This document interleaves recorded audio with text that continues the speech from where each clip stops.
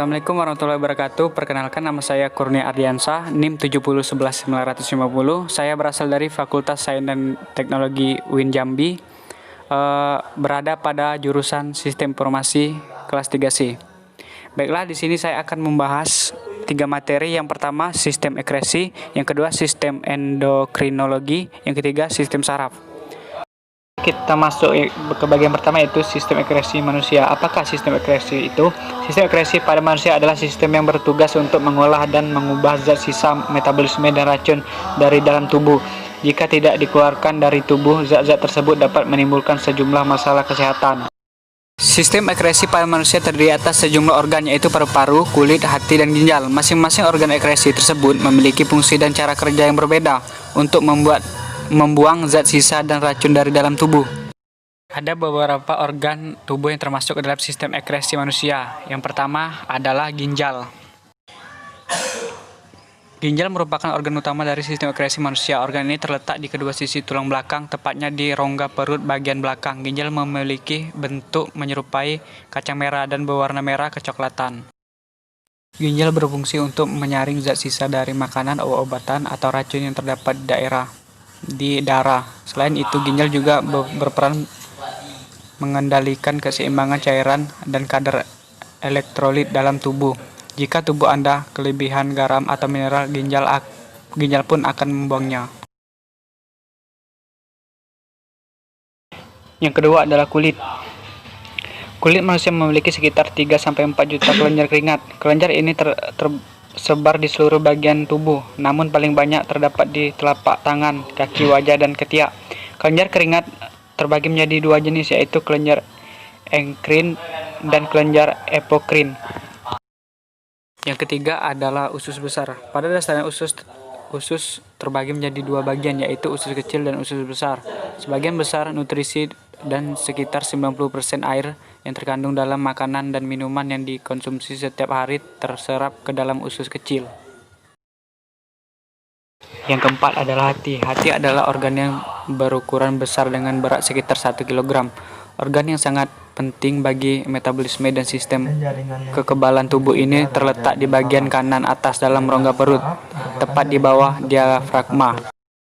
Yang kelima ada paru-paru. Paru-paru merupakan organ utama dalam sistem pernapasan manusia. Melalui proses pernapasan, paru-paru bertugas untuk memindahkan oksigen yang diperoleh dari udara ke dalam darah. Darah yang telah mengandung oksigen tersebut akan disalurkan ke seluruh jaringan dan organ tubuh agar dapat berfungsi dengan baik. Oke, ke materi yang kedua, yaitu sistem endokrin. Sistem endokrin adalah sistem kontrol kelenjar tanpa seluruh duklit yang menghasilkan hormon yang tersirkulasi di tubuh melalui aliran darah untuk mengaruhi organ-organ lain. Hormon bertindak sebagai pembawa pesan dan dibawa oleh aliran darah ke berbagai sel dalam tubuh, yang selanjutnya akan menerjemahkan pesan-pesan tersebut menjadi suatu tindakan. Sistem endokrin tidak memasukkan kelenjar eksorin seperti kelenjar ludah, kelenjar keringat, dan kelenjar-kelenjar lain dalam saluran gastrointestin. Adapun penyebab gangguan sistem endokrin, gangguan endokrin biasanya dikelompokkan dalam 2 kategori yang meliputi 1. Kelenjar menghasilkan terlalu banyak atau terlalu sedikit hormon endokrin yang disebut ketidakseimbangan hormon.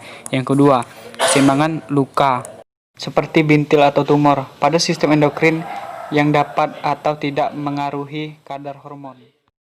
Oke, kita masuki ke materi yang ketiga, yaitu sistem saraf. Sistem saraf adalah sistem organ pada hewan yang terdiri atas serabut saraf yang tersusun atas sel-sel saraf yang saling terhubung dan esensial untuk persepsi sensoris indrawi, aktivitas motorik, volunteer dan involunteer organ atau jaringan tubuh, dan homeostasis berbagai proses fisiologis tubuh. Sistem saraf merupakan jaringan paling rumit dan paling penting karena terdiri dari jutaan sel saraf neuron yang saling terhubung dan vital untuk perkembangan bahasa, pikiran, dan ingatan. Satuan kerja utama dalam sistem saraf adalah neuron yang diikat oleh sel-sel gila. Pada tingkatan paling sederhana, fungsi sistem saraf adalah untuk mengirimkan sinyal dari satu sel ke sel lain atau dari satu bagian tubuh ke bagian tubuh lain. Sistem saraf rawan terhadap malafungsi dalam berbagai cara. sebagai hasil cacat genetik, kerusakan fisik akibat trauma atau racun, infeksi atau penuaan. Kekhususan penelitian medis di bidang neurologi mempelajari penyebab malfungsi sistem saraf dan mencari intervensi yang dapat mencegahnya atau memperbaikinya. Dalam sistem saraf perifer atau tepi (SST), masalah yang paling sering terjadi adalah kegagalan konduksi saraf, yang mana dapat disebabkan oleh sebagian macam penyebab termasuk neuropati, diabetik, dan kelainan.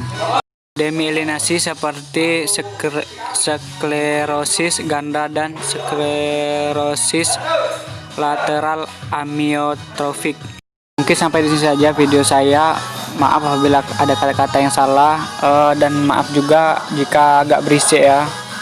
Wassalamualaikum warahmatullahi wabarakatuh.